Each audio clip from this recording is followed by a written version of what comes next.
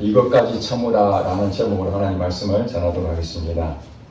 우리가 살아가다 보면은 항상 우리가 계획한 대로 이루어지지 않고 때로는 예기치 않는 그런 일도 만나게 됩니다. 특별히 억울한 일을 당할 때가 있습니다. 부당한 일을 당할 때도 있습니다. 그럴 때에 우리는 어떤 마음이 듭니까? 억울하고 그러면은 분노가 일어납니다. 화가 막 생기게 됩니다. 그래서 우발적으로 그것이 참지 못해서 어떤 사고를 일으키게 되는데 살인죄도 계획적인 살인을 하는 경우는 있지만은 서로 어떤 한 내용 때문에 의견이 엇갈리고 그래서 그 사람에 대해서 분노가 일어나고 갑작스럽게 주변에 보이는 칼을 들고 사람을 찌르는 그런 일도 우리가 뉴스를 통해서 보지 않습니까? 즉흥적인 그런 행동들을 할 때가 있습니다. 예전에 제가 어렸을 때 들은 내용 중에 가장 많이 들었던 중에 하나가 뭐냐면 참을 인자 3번을 항상 생각해라. 참을 인자 3번. 한 번도 아니고 3번을 계속 참아야 된다. 참아야 된다. 참아야 된다. 그만큼 참는 것이 어렵다는 얘기 아니겠습니까? 우발적으로 일어나는 그 많은 일 때문에 그 인생이 망쳐지게 됩니다. 정말로 지금까지 잘해왔는데 단 한 번에 참지 못한 것 때문에 그동안에 쌓았던 모든 공적들이 다 무너지게 되죠. 여러분, 나라마다 지금 전쟁이 일어나는 게 곳곳마다 지금 있습니다. 특별히 핵무기로 인해서 온 세계가 큰 위협을 갖고 있기 때문에 핵무기에 대한 부분을 굉장히 큰 경고를 하고 있습니다. 핵무기를 보유하지 못하도록 또 보유한다 할지라도 그 핵 단추를 누르지 않도록, 왜냐하면 그걸로 인해서 얼마나 많은 인명피해가 예상이 되기 때문에 그렇습니다. 그런데 예를 들어서 정상적인 생각이라면은 핵폭탄을 단추를 누르면 안 되는데 단추를 누르면은 어떤 사건이 터지게 되죠. 그런데 만약에 지도자가 괘씸해서 우리나라에 대해서 보복한다 이런 생각이 들어서 핵 단추를 그냥 눌러버리면은 이제 엄청난 큰일이 생기게 되는 거죠. 그러니까 이 핵폭탄 단추를 누르는 것은 매우 쉬운 일입니다. 그럼에도 불구하고 정말 극단적인 상황까지 몰린다 할지라도 그 단추를 누르지 않는 이유가 무엇입니까? 엄청난 큰 피해가 있기 때문에 그렇습니다.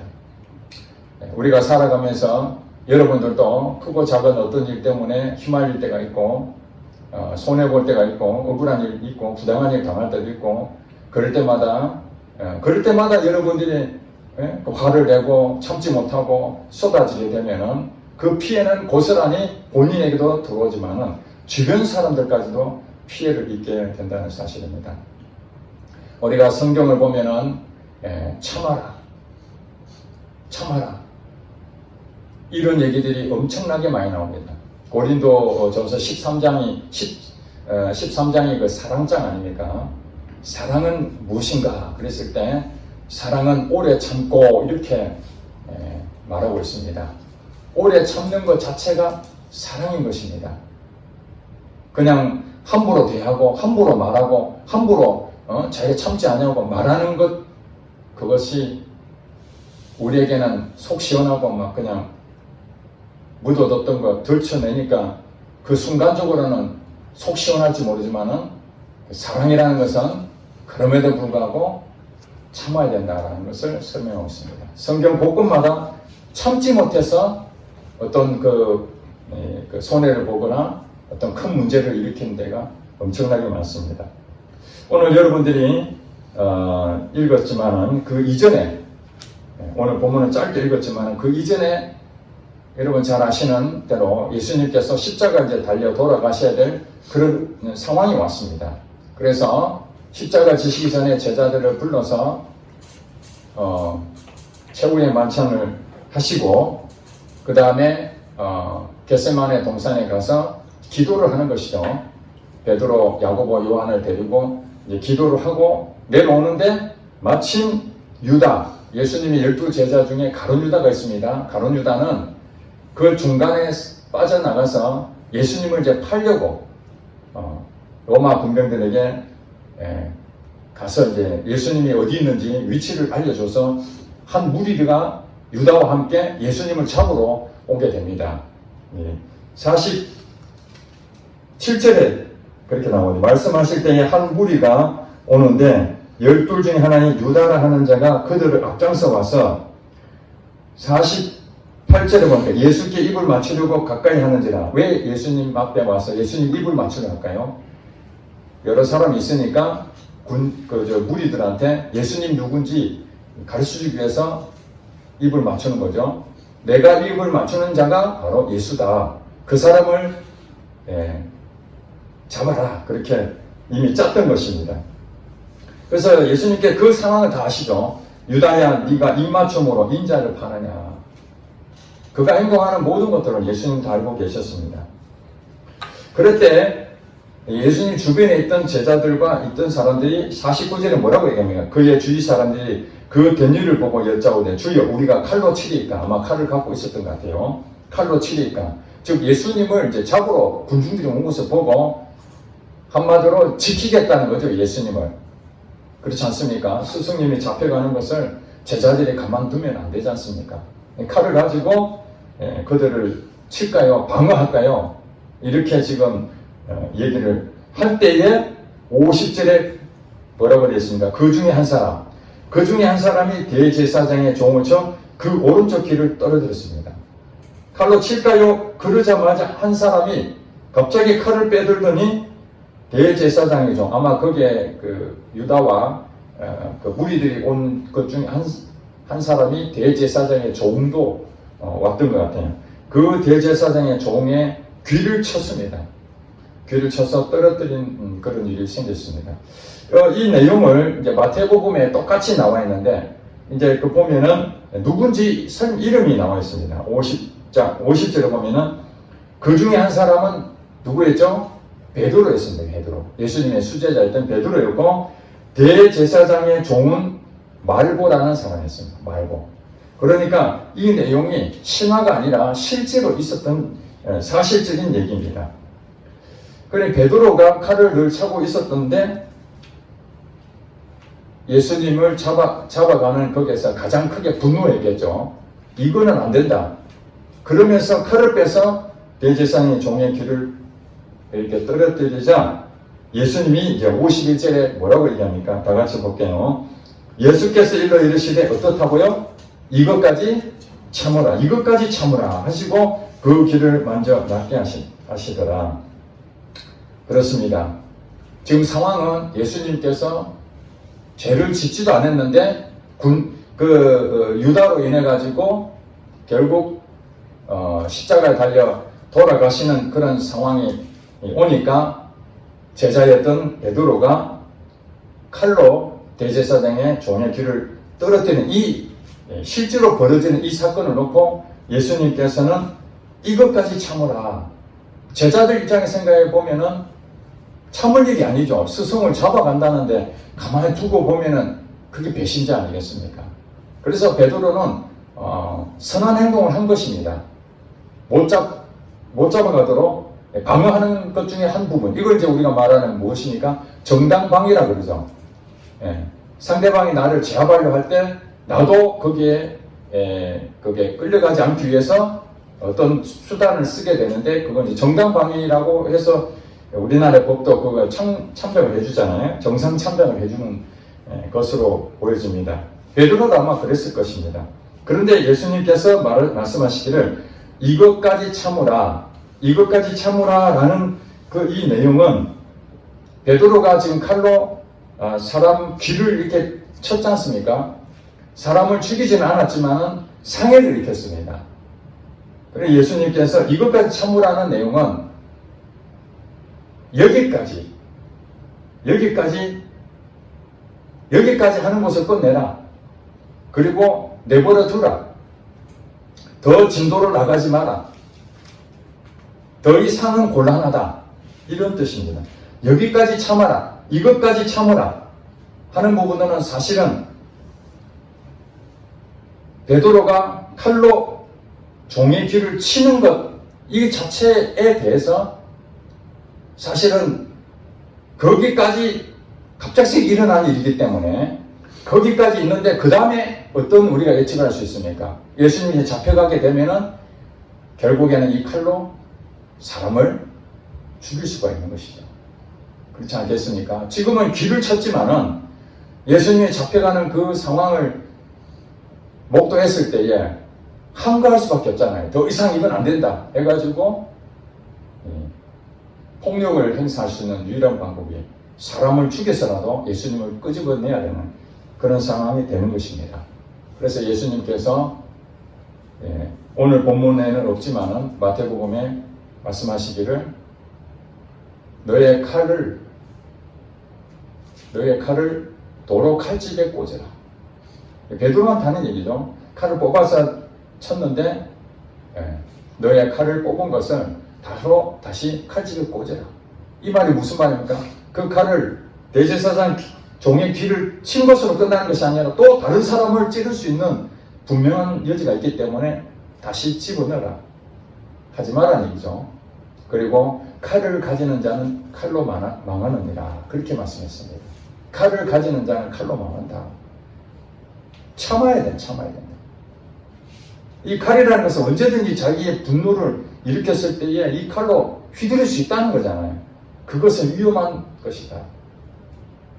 그러면서 예수님이 뭐라 하냐면은 내가 참지 지금 어떻게 말하면 힘이 없어서 잡혀간 줄 아느냐. 하늘에 있는 12군단이나 되는 천사들을 내가 권세로 동원해서 이들을 다 물리칠 수 있다. 그럼에도 내가 그것을 가만히 놔두고 지금 예수님이 어떻게 했다는 겁니까? 예수님이 참는다는 것이죠. 잡혀가는 그는 부당한 대우를 받고 있는데도 예수님도 참고 십자가에 가는데 베드로가 그것을 막는 것은 자기 스스로는 선한 일이라고 하지만은 사실은 예수님의 구원 사역을 방해하는 자가 되어버린 거예요. 자기가 참지 못한 것이 오히려 하나님을 위한 것이 아니라 자기 의를 드러내고 오히려 하나님을 방해하는 일이 되는 거예요. 교회도 마찬가지입니다. 우리 성도들 간에 교회를 지키려고 서로 막 싸웁니다. 이 교회가 어떻게 세워진 교회인데 하면서 두 파로 나눠져서 막 서로 교회를 지키려고 싸웁니다. 근데 더 중요한 것이 무엇입니까? 하나님을 사랑하고 교회를 사랑하기 때문에 참지 못해서 이 교회를 무너뜨린다고 생각하는 그 세력들을 강하게 하고 칼을 뽑아서 대제사장의 종의 귀를 친 것처럼 다른 성도들의 가슴에 못을 박고 언어로 폭력을 가하고 때로는 강목을 가져와서 자기 편이 아닌 그런 사람들을 폭력을 행사하고 교회가 난장판이 되는 그런 일로 인해서 세상으로부터 교회가 욕을 얻어먹고 있는 것을 모르는 겁니다. 자기들은 교회를 지킨다고 선한 행동이라고 그렇게 말합니다. 정당화할 수 있죠. 나를 위해서 그렇게 싸우는 것이 아니야. 나는 교회를 위해서 싸우는 것이고 하나님이 이 교회를 세웠으니까 이 교회를 지켜야 되지 않겠느냐. 그러면서 피 터지게 막 싸웁니다. 여러분 아시다시피 한 교회에서 두 표로 나눠져서 싸우는 일이 생기지 않습니까? 그런 일들이 예수님이 뭐라 그럽니까? 참아라는 것, 참아라. 너희들이 아무리 선한 행동으로 그런 일을 한다 할지라도 그것이 오히려 하나님 일을 방해하고 사람들로부터 욕을 얻어먹는 일이다. 우리가 지킨다고 해서 지켜지는 것이 아니다. 또 교회가 나라를 사랑하는 마음으로 기도하고 나라를 사랑하는 마음으로 머리띠 둘러매고 나가서 이 나라가 자유 대한민국이 잘못되지 않기 위해서 외치고 같이 집회에 참여하고 할 수 있습니다. 그렇다고 예를 들어서 공권력을 동원해서 그 군중들을 진압하는 그 과정에서 폭력을 휘두르면 안 된다. 우리가 나라를 사랑하는 나라를 지키기 위해서 군중 집회를 하고 거기서 모였는데 그것을 방해하는 많은 세력들 때문에 분노가 일어나고 옆에서 피를 흘리고 막 쓰러지면은 가만히 지켜보지 못하고 같이 칼을 빼서 그들에게 공격하고, 그렇게 해서 그 군중 집회에 있었던 그 수많은 사람들이 인명피해를 당하게 되고, 그런 일들이 만약에 그런 일이 생긴다고 한다면, 아무리 그 집회가 나라를 지킨다고, 그리고 하나님의 사랑하는 마음으로, 우리가 나라를 사랑하는 마음으로 그 집회를 한다 할지라도 결과적으로 칼을 빼서 부당한 일을 억울하다고 참지 못하고 그것을 터뜨리고 그렇게 했을 때 나타나는 후유증은 엄청나다는 것입니다. 그러니까 우리는 선동에 속으면 안 됩니다. 무언가 옳은 일이라고 하지만은 그걸 지켜내기 위해서 그 과정이 선하지 못하고 결과가 아무리 좋은 어떤 목적이 분명한다 할지라도, 그렇게 해서 결국에는 그것이 성공한다 할지라도 그 과정에서 서로가 마음이 상하고 손해보고, 그래서 상처뿐인 영광이라는 말이 있지 않습니까? 상처뿐인 영광. 그렇게 해서 교회를 지켰는데 성도들은 다 마음이 상처가 되고, 또 같이 동력했던 사람들도 다른 교회로 떠나게 되고, 그래서 교회를 지키면 뭐합니까? 마음이 다 상처가 임하게 되는데, 여러분 참아가지고 손해보는 일은 아주 조그만 부분에 손해를 볼 수 있습니다. 내가 참아서 손해보는 경우가 있습니다. 그러나 그건 아주 조금입니다. 근데 참지 못해서 손해보는 거는요, 그 결과는 엄청나 큽니다. 참지 못해서 일어나는 일이 얼마나 큰 일이 된 것인지 성경에 보면은 아브라함, 여러분 잘 아시지 않습니까? 아브라함, 이스라엘의 믿음의 조상이었던 아브라함이, 하나님께서 아브라함에게 뭐라고 얘기합니까? 하나님이 아들을 줄 것이다. 아들을 줄 것이다. 그렇게 약속을 해주셨습니다. 물론 세월이 흘러도 아들은 생기지 않으니까 답답했겠죠. 그럼에도 불구하고 아들을 주신다는 하나님 말씀을 믿고 살아가야 되는데, 어느 날 인간적으로 생각할 때 기다림이 너무 지치는 거예요. 세월이 흘러도 주신다는 그 아들은 주지 않고, 그러니까 인간적인 방법을 동원해서 참지 못해서 기다려 참지 못해서 이제 안 되게, 더 이상 안 되겠습니다. 사라가 나서서 여보, 우리 여종이라도 들여서 건강한 아이를 낳아야 되지 않겠습니까? 생각해 보세요. 하루 이틀도 아니고 10년이나 기다렸는데 하나님이 말씀하셨는데 아무 응답은 없고 몸은 노쇠해 가고, 당연히 참기가 힘들겠죠. 기다리기 힘들겠죠. 결국 그렇게 해서 하갈을 통해서 낳은 아이가 이스마엘 아닙니까? 우리가 생각할 땐 단순하게 이스마엘 하나 낳은 것이 뭐가 대수냐 그렇게 말했지만, 참지 못해서 낳았던 그 아이가 그 뒤에 약속의 자녀였던 이삭과 어떤 일이 벌어집니까? 민족과 민족 간에 서로가 대적하고, 그 원수 간에 이 내용들이 수천 년이 지난 지금까지도 중동 정쟁이 지금도 끊임없이 일어나고 있는 이 원수 관계가 바로 이스마엘 그 후손들과 이삭의 후손들 간의 분쟁이 지금도 일어나고 있지 않습니까? 그때 하나님의 약속을 믿고 인내하고 기다렸다면 오직 이삭 하나 얻어서 아브라함 자체도 흠이 없고 하나님의 복의 근원으로서 그 많은 손해보는 일이 없고 그런 일이 생길 텐데, 아브라함이 참지 못한 부분 때문에 그런 일이 생기지 않았습니까?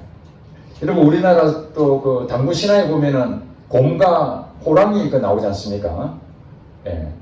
사람이 되기 위해서 100일 동안 하는데 호랑이는 더 이상 못 참고 그냥 나가버리고, 곰은 끝까지 참아가지고 당군을 낳았다, 뭐 그런 얘기 아닙니까? 그래 우리 성경 말고도 우리가 살아가면서 참지 못해서 문제가 생긴 것이 엄청나게 많습니다. 그래서 하나님께서는 우리에게 이것까지 참으라. 이것까지 참으라. 선을 넘지 마라. 사람 관계에 있어서 우리가 지켜야 될 예의가 있고 지켜야 될 그런 부분이 있는데 그 선을 넘어버리면은 이게 문제가 되는 거예요. 참아라는 것은 인내하라, 기다려라, 견뎌라. 이게 이제 참아라는 거거든요. 어느 목사님이 교회를 개척했는데 성도들은 한 명도 없고 열심히 전도를 했는데도 성도들은 오지 않았습니다. 아마 시골 교회였던 것 같습니다. 그 있던 가옥이 한 20가구 정도 된다니까 하나님의 거룩한 뜻을 품고 부르심에 응답하여 목사가 되고 그래서 교회를 세웠는데 한 명도 없는 그 성도들 앞에 그 목사님은 얼마나 힘들었겠습니까? 이제나 저제나 주일만 되면 설교 준비하고 성도들이 올 것인가 사람들이 언제 오나 그렇게 해도 몇 년이 지나도 성도들이 오지 않았습니다.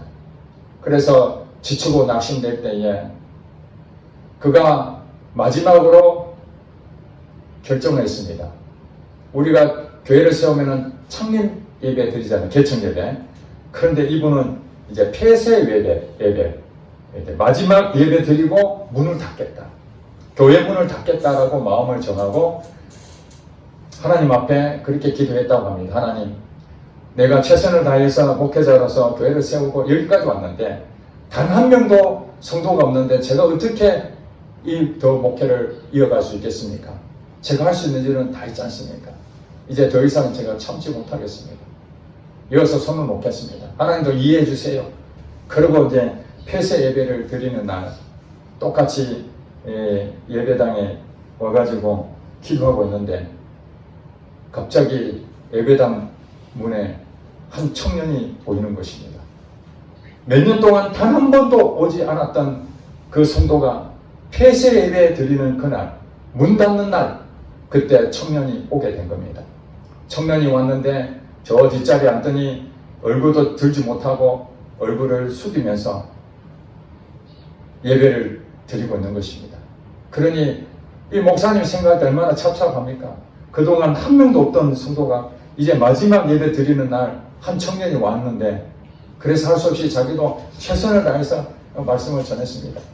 말씀을 전하는데 그 청년이 보이지 않지만은 이렇게 눈물 흘리고 있는 것을 보게 됐습니다. 예배를 다 마치고 그 청년과 상담하는데 그 청년이 사실은 여기에 교회를 오기 전에 몇 군데 예배당을 갔는데 문이 다 닫혀 있었다는 겁니다. 자기는 너무 인생이 힘들어서 참다 더 이상 이 세상에서는 더 못 버티겠다. 이제 죽어야 되겠다. 자기는 자살 계획을 가지고 생각했었는데 어렸을 때 다녔던 그 교회에 생각이 나서 교회라도 한번 가보자. 그래서 이쪽 교회도 갔는데 문이 잠겨있고 저쪽 교회도 갔는데 문이 잠겨있고 여기 와서 딱 문을 여는데 문이 열리더라는 거예요. 그래서 와서 예배를 드렸는데 오늘 말씀을 듣고 은혜를 받았다. 그래서 이 목사님도 마지막 날 예배에 이제 폐쇄 예배를 드리려고 했는데 이 청년이 찾아와서 자살하려고 했던 그 청년이 이 교회를 통해서 다시 자살하지 아니하고 그리고 그 청년이 할 일이 없으니까 교회에 나와서 돕기도 하고 그런 간증을 제가 들었습니다. 그렇습니다. 이 청년도 인생 살다 이제 더 이상 못 살겠다. 못 찾겠다. 이거 이제 살 이유가 없다. 그랬는데 교회를 통해서 하나님이 그 교회를 인도하셨겠죠. 그리고 이 목사님도 몇 년 동안 아무리 목회해도 한 명도 없어서 낙심했던 그 상황에 이제는 더 이상 참지 못하고 기다리지 못하고 여기서 끝내야 되겠다 라고 하는데 하나님께서 한 청년을 보내줌으로써 위로해 주셨죠. 한 명도 없지만은 그래도 내가 너와 함께하고 있다. 그래서 그 목사님이 다시 힘을 얻었다고 그 내용 아니겠습니까? 그렇습니다. 저도 십몇 년 동안 교회를 개척했는데 하나님 은혜 가운데에 참 많은 은혜를 베풀어 주시고 기적도 체험케 하시고 저는 개인적으로 너무너무 행복합니다. 너무너무 행복하고 우리 성도님들 통해서 은혜도 많이 받고 또 하나님 부어주는 그 은혜 때문에 너무 감사하고 그런데 어떤 때는 답답할 때가 있습니다. 왜냐하면 이렇게 하나님 교회를 세우셨는데 아직도 많은 사람이 영혼을 구원해야 될 그런 부분에서 교회에 사명이 있는데 목회자로서 성도들이 폭발적으로 늘거나 큰 교회, 엄청 큰 교회는 아니라 할지라도 지속적으로 성장해 가고 이런 모습 보면은 우리 성도들도 힘이 생길 것이고 또 목회 보람도 생기고 눈에 보이는 가시적인 어떤 성과들이 나타나게 되면은 그래도 힘이 생기지 않겠습니까? 우리가 외적으로 바라보는 것이 그것이 잘못된 것인 줄 알지만은 그럼에도 불구하고 눈에 보이는 것이 아무것도 없었을 때에 찾아오는 어떤 답답한 그런 부분들로 있지 않겠습니까? 목회자는 저도 하나님 부르셨으니까 당연히 저는 눈에 보이는 것이 아니라 눈에 보이지 않는 하나님이 말씀하셔서 사명을 주셨으니까 좀 전에 말씀드린 그 목사님이 한 명도 없는 그 상황에서도 하나님이 자기를 목회자를 부르셨으니 인내하고 기다리고 수년이 지났지만은 그래도 또 인내하고 기다렸던 그 목사님 그렇지만은 성도들이 없었을 때의 이 허전함 또 하나님 앞에 부끄럽고 죄스러운 그런 마음처럼 저도 큰 답답한 마음이 오게 됐습니다. 그 하나님 앞에 기도하는데 하나님이 저의 마음을 아시고 하박국 3장 17절 말씀을 생각나게 하시는 겁니다. 하박국 3장 17절 말씀 여러분 아마 교회 다니신 분들은 잘 아는 내용일 것입니다. 비록 무화과 나무가 무성하지 못하며 포도나무에 열매가 없으며 감람나무에 소출이 없으며 밭에 먹을 것이 없으며 우리의 양이 없으며 외양간에 소가 없을지라도 나는 여호와로 말미암아 기뻐하며 나의 구원의 하나님으로 말미암아 즐거워하리로다. 아멘. 이 말씀이 제게 딱 들어오는 거예요. 무화과 나무에 무성하지 못하는 그 모습이 무성해야 뭔가 열매가 있고 성과가 있는 거 아닙니까? 근데 그것이 하나도 없는 거예요. 여러분들은 어떻습니까? 여러분 하는 일에 뭔가 성과가 나타나지 않고 부진하고 눈에 보이는 것이 가시적으로 이렇게 더 좋아지는 그런 것이 없으면 답답한 그런 마음을 느끼지 않습니까? 근데 하나님께서는 제게 말씀하시기를 이 하박국 선지자가 그랬다는 거예요. 이스라엘이 더 성장하고 눈에 보이고 그런 누가 보더라도 야 하나님의 백성들은 복받는 백성이구나 그렇게 돼야 되는데 아무것도 없는 상태에서 하박국 선지자가 마음이 무거운데 그런 고백을 하나님 하시게 만들죠. 나는 오직 여호와 한 분 때문에 나는 만족하고 그 한 분 때문에 기뻐한다. 사실은 그것이 하나님께서 내게 말씀하시는 거예요. 내가 14년 동안 목회해왔지만 그건 네가 하는 것이 아니라 내가 이 교회를 세웠고 이 교회의 주인은 나다. 눈에 보이는 것에 마음을 빼앗기지 않고 눈에 보이지 않는 그것을 주목하라. 제게 주시는 말씀이잖아요. 우리가 주목하는 것은 보이는 것이 아니네. 보이는 것은 잠깐이요. 보이지 않는 것은 어떻다고요? 영원하다. 보이지 않는 것은 영원하다. 보이지 않는 하나님을 생각하고 14년 동안 이렇게 왔는데 때로는 성과가 안 보이고 눈에 보이는 어떤 가시적인 성장 그런 것들이 안 될 때에 인간이기 때문에 답답한 마음 그렇지만 하나님께서는 아니다는 거예요.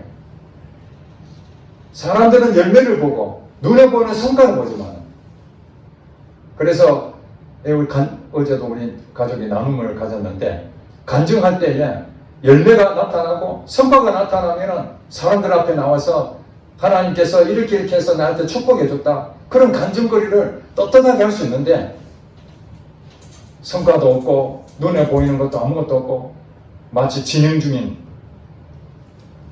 열매를 맺기 전에 뭔가 이렇게 준비 중에 과정에 있는 요 정도만 가지고는 간직거리가 안 된다는 거예요. 그래서 어쩌다는 거야. 저도 옛날에 그런 부분들이 간증이라고 얘기했는데 하나님이 은혜를 이렇게 주셨습니다. 어쩌고 얘기해본들.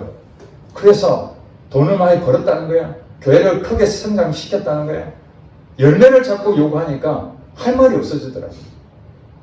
그때 하나님께서 오래전 얘기입니다만 하나님께 제게 그 마음을 주시더라고요. 사람들 앞에 그걸 모든 걸 나눌 필요 없다는 거예요. 사람들은 열매를 생각하고 성과를 생각하고 그것에 가지만은 내가 열매도 없고 성과도 없는 거 가지고 하나님께서 지금까지 이렇게 왔다 백날 얘기해본들 그것을 수용하지 못하는 사람도 있으니 그런 사람들에게는 말하지 마라. 그러나 진정한 간증은 무엇인가? 성장하고 부흥하고 더 많은 것을 얻고 실적이 나타나고 열매가 있는 그런 것은 하나님이 주시는 것이지 내가 맺히는 것이 아니라는 거예요. 하나님께서 때를 따라서 이 교회에 부흥을 시킬 수 있는 것이고 열매를 보게 만들 수 있는 것이고 기적을 베풀어 주시는 것도 하나님이십니다. 내가 기적을 만들고 내가 성과를 만들고 내가 열매를 만들어내야 그것이 하나님 기뻐하시는 것처럼 생각하는데 그것이 아니라 모든 것들은 하나님으로부터 공급되고 아무것도 없다 할지라도 그건 하나님께서 가지는 주권이지 그건 내하고 관계가 없는 거예요. 있든지 없든지 우리는 뭐라고요? 오직 하나님 한 분만 가지고 하나 한 분으로 족하는 삶. 그러니까 인내가 되고 기다려지고 견뎌지는 거예요. 여러분들도 교회뿐만 아니라 여러분 가정에도 여러분 일터도 어떤 부분에서 답답하고 뭔가 변화도 없고 무료하고 열매가 없는 그런 모습 보면 실망스럽죠. 그걸 포기하고 싶죠. 기다림이 지칠 수 있죠. 그때에 여러분 극단적인 즉흥적인 우발적인 그런 행동들을 참지 못하고 했을 때에 나타나는 부분들은 엄청난 대가를 치를 수밖에 없다. 그러니 우리가 해야 될 일은 무엇입니까? 이것까지 참으라. 선을 넘지 마라.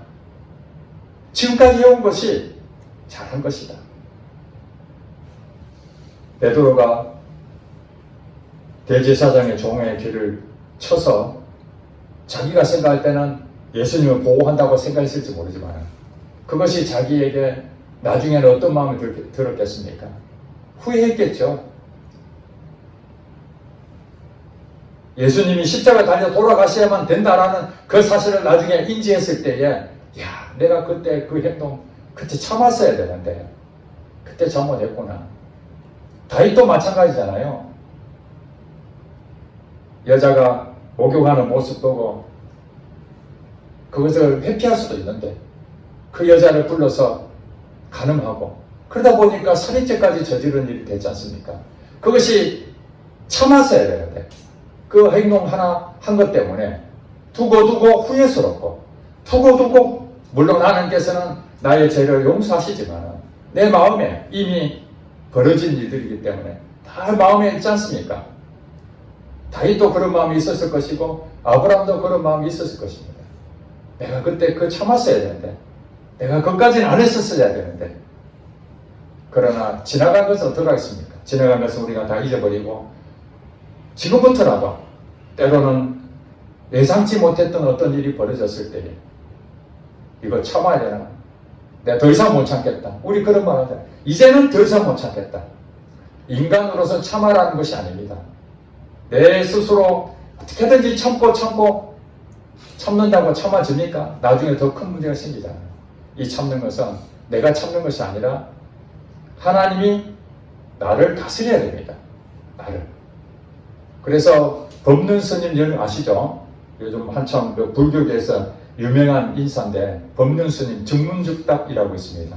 거기 한 주부가 나와서 우리 남편 때문에 못 살겠어요. 스님 어떻게 하면 좋겠습니까? 이렇게 물어봤습니다. 그런데 그 스님이 뭐라고 답을 해줬냐면은 그 남편이 부처님이라고 생각해라. 부처님이라고 생각하면은 이분이 아마 불교 신자였던 것 같아요. 부처님한테 함부로 대하겠냐. 그렇게 했더니 이제 그 상황이 이제 좋아지는 어떤 하나의 해결책으로 된 거죠. 제가 그 말 듣고 제가 웃었습니다. 부처님이 안 계시는데 없는 부처님을 생각하고도 답이 되는구나. 근데 우리는 어떻습니까? 살아계신 하나님이 계시는데 참는 부분에서 하나님을 생각하지 않냐고. 내가 행동하는 것이 그게 얼마나 문제겠습니까? 우리가 답을 준다면 성경에 나와 있잖아요. 베드로전서 여러분 다 읽어보셨습니까? 베드로전서 2장에 보면은 부당한 대우를 받고도 고난을 받았을 때 하나님을 생각하고 그 슬픔을 참으면 어떻다고요? 이는 아름답다. 하나님을 생각하고 이 슬픔을 참으면 아름답다고 말합니다. 그러니까 불교 신자는 부처님이라고 생각하고 그렇게 해서 답을 주는데 거기는 사실은 부처님이 없거든요. 죽었거든요. 그런데 그거 가지고도 마음에 그거 가지고도 답이 되는데 오늘 우리는 하나님을 생각하면 그 하나님이 우리 안에 계시잖아요. 그 하나님께 기도하고 하나님께 하나님 내가 지금 현재 이렇습니다. 어떠면 좋겠습니까? 그러면 저처럼 하박국 3장 17절 말씀 주시니까 제가 인내가 되잖아요. 그동안에 답답했던 게 풀어지잖아요. 그렇습니다.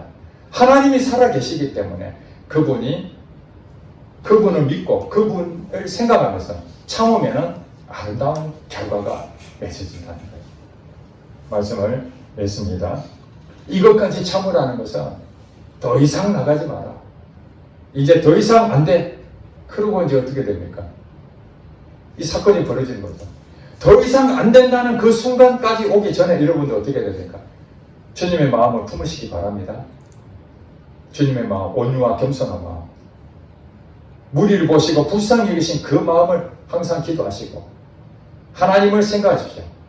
여러분이 눈에 보이는 실적, 여러분의 눈에 보이는 성과, 열매, 이것은 내 힘으로 되는 것이 아닙니다. 하나님이 주시는 이 보상인 것입니다. 많이 주시면 감사한 것이고 없어도 아무 문제가 없는 것입니다. 우리 교회 14년 동안 폭발적으로 성장 안 한 것이 어쩌면 폭발적으로 성장함으로써 우리 눈에는 좋을지 모르지만 오히려 그것이 우리에게 교만해지고 더 안 좋은 결과가 나올 수도 있지 않겠습니까? 그렇기 때문에 우리가 어떤 사건을 보고 이비인비할 필요 없고 부당한 대우를 받고 어떤 그런 아픔이 있고 그렇다 할지라도 인내하고 기다리고 견디다 보면 반드시 좋은 결과가 나타날 줄로 믿습니다. 기도하겠습니다.